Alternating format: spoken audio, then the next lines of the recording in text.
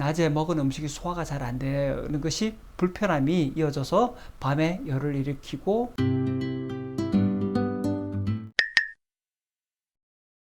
야뇨증의 한방적 원인을 살펴보면 첫 번째, 신장, 방광, 비장, 폐의 기능이 약한 경우에는 방광이나 항문 주위의 관력근이 무력해서 소변을 참지 못해서 야뇨증이 발생하기도 해요.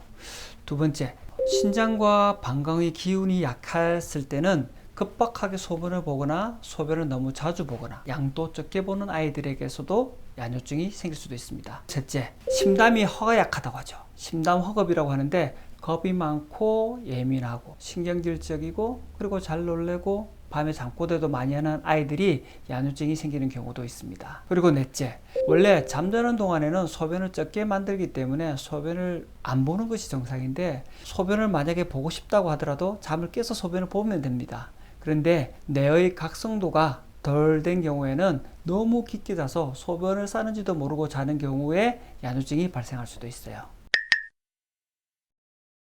야경증의 원인을 살펴보면 크게 세 가지로 보는데, 첫 번째, 예민하고 잘 놀라는 아이들, 즉 정서적으로 불안하거나 스트레스를 받을 때 심장과 간에 열이 쉽게 발생하게 되고 그 열이 심신을 자극해서 밤에 놀라서 울게 되는 경우가 있습니다. 두 번째, 위장의 기능이 약한 아이, 이런 아이들은 전기가 부족하고 낮에 먹은 음식이 소화가 잘 안 되는 것이 불편함이 이어져서 밤에 열을 일으키고 야경증으로도 이어질 수 있습니다. 세 번째, 열이 많은 아이들, 야간에 더운 기운을 참지 못해서 보채는 경우가 있고 또 열이 많은데 혈순환에 문제가 생기는 경우에도 힘들어서 칭얼대고 잠이 들어도 쉽게 깨는 경우가 있습니다. 소아야뇨증은 나이 제한이 있는데요. 5세 이상의 아이가 잠결에 소변을 배출하는 증상이 있다면 소아야뇨증이라고 할 수 있습니다. 본인도 모르게 소변을 실수하는 것이 일주일에 2번, 한 3개월 이상 지속된다면 소아야뇨증으로 보고 치료를 받는 것이 좋습니다.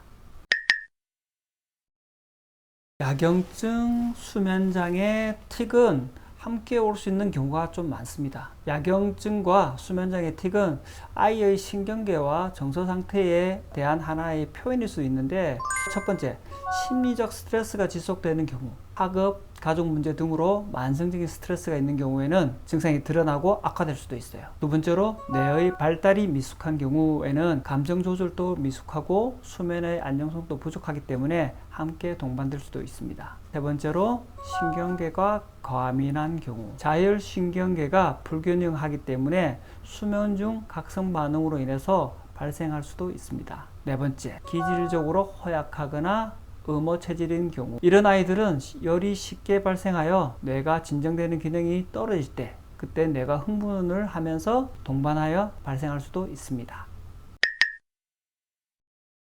양방에서 치료와 한방의 치료의 차이점을 본다면, 먼저 야경증은 그 원인을 스트레스, 피로, 수면 불규칙, 그리고 유전적 요인으로 보는데 치료는 특정한 약물이 없습니다. 증상이 심하면 클로나제파민과 같은 수면 유도제를 쓰기도 하고요. 보조적으로 수면 교육이나 인지행동 치료를 병행하는 경우도 있습니다.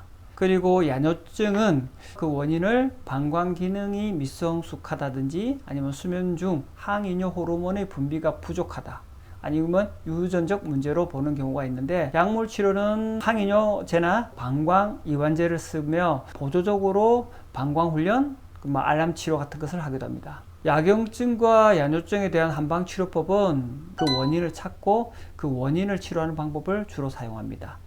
일반적으로 심신을 안정시켜주고 열을 내려주고 기혈을 조절해주면서 약해진 기능을 강화해주면 야경증과 야뇨증의 증상은 좋아질 수가 있습니다.